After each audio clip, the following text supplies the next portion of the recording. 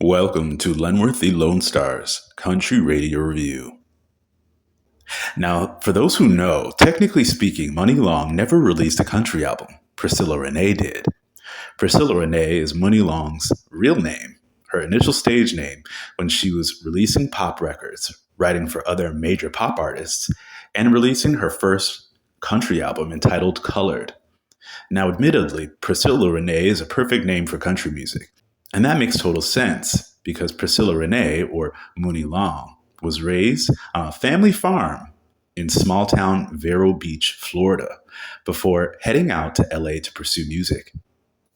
As Priscilla Renee, she'd release dance pop music, which was popular in the 2010s, but she'd also write major pop and country music hits for popular artists before releasing her own country music record.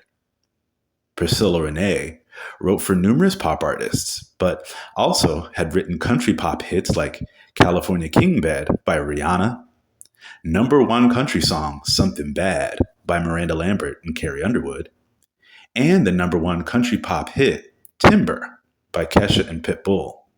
So it makes total sense that before she broke into the mainstream with her Grammy Award-winning R&B hits, that she would release her own country album.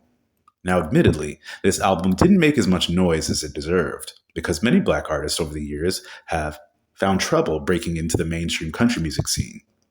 And now, Muni Long's career is doing fantastic as she releases timeless R&B songs. But that doesn't mean her previous country music wasn't good. I just think it was ahead of its time. Priscilla Renee has always been a soulful R&B singer, which is evident even on this country record. But like many country albums, Priscilla blends other genres into the album, especially R&B and soul, which makes this album sound unique and refreshing. When Beyoncé released Cowboy Carter, she didn't think she needed to subtract her R&B and hip-hop influences in order to make country music. And I'd say that Priscilla Renee was making the same point with this record, Colored, 6 years prior. Black artists don't need to fit in or sound like white artists to be country, because they are country as they are. I love so many songs from this album, and it's clear that Priscilla Renee wrote these songs from her very own experiences. After all, many say country music is just three chords and the truth. The first track, Family Tree, is a dramatic Western-inspired ballad where Priscilla obviously introduces us to her own origin story, her family, and the sad circumstances that inspired her to become a singer despite her family's disapproval. I absolutely love the playful track John Joe, where Priscilla Renee narrates her time as a kid trying to hang out in her big brother's treehouse, trying to learn the password to gain entry. Now, it is a tongue twister, but I absolutely love singing this song. The melody is so catchy.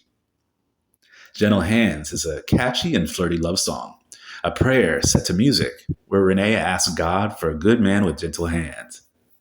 Heavenly was likely one of the most popular songs from this album, a feel-good soul song about falling in heavenly love.